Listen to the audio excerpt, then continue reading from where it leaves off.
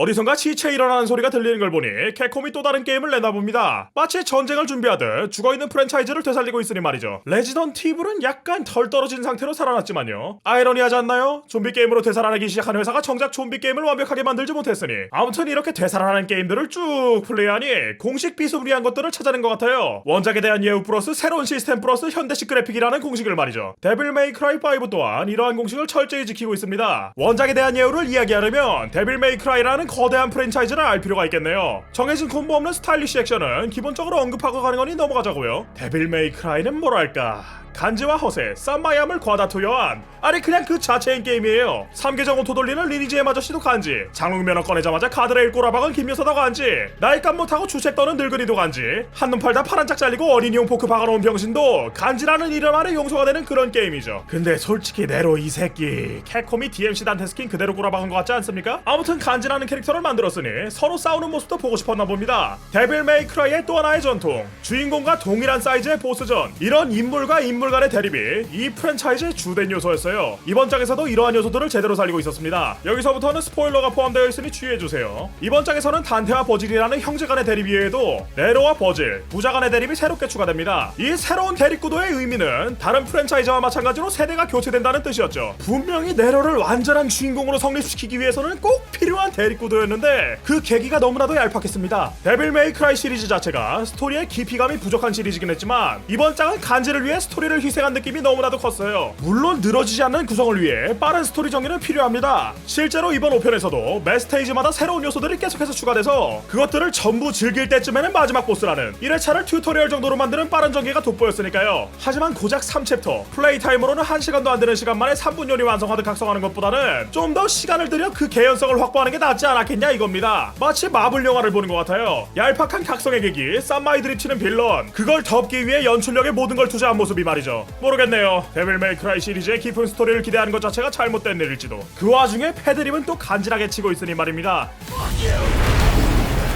그래도 세대 교체를 위한 시스템들은 나쁘지 않았습니다. 단테에 비해 뭔가 허전해 보였던 네로의 스킬셋을 채우기 위해 데빌 브레이커라는 시스템을 추가했는데 이 데빌 브레이커가 이 게임의 핵심이라 해도 될 정도로 하나하나가 개성이 강한 스킬들을 가지고 있어요. 솔직히 난 이것 때문에 디럭스 에디션도 샀어. 메가버스터 얻으려고. 새로운 시스템을 구겨넣기 위해 나쁜 아버지 상을 받아야 했던 버질에게 이 영광을 돌립니다. 멀티 시스템 같은 경우도 상당히 괜찮았어요. 여러 캐릭터를 선택해서 플레이하는 게임들의 문제점이었던 저 새끼는 어디 가서 꿀 빨고 오는 거야 증후군을 치료하기 위해 직접적으로 캐릭터들이 만나지 않는 구간에서 다른 플레이어의 플레이를 보여주고 있었거든요. 멀티라기보다는 쉐어드 싱글 플레이라는 이름으로 불러줘야겠네요. 머리 싸매고 생각해서 내놓은 이름일 테니 써먹어줘야죠. 이러한 시스템들은 긍정적인 변화라고 볼 수 있습니다. 뉴게임 플러스도 괜찮았어요. 네로가 데빌 브링어와 데빌 브레이커를 동시에 사용할 수 있는 상태가 되거든요. 난이도 자체도 상당히 어려워지니 꽤나 만족스럽게 플레이할 수 있을 겁니다. 할 말이 많다 보니 꽤나 길어졌네요. 결과적으로 데빌 메이 크라이 또한 캡콤의 다른 작품들과 마찬가지로 세대 교체를 이뤄냈습니다. 하지만 시리즈가 거듭될수록 뻔한 스토리로 인한 피로감은 계속해서 쌓여가겠죠. 이번 데메크5에서 팔 잘린 김에 새 시대를 열어줬겠다면 참 좋았을 텐데 말이에요. 메탈킴이 게임에 매기는 가격, 메탈 프라이스는 57,000원입니다.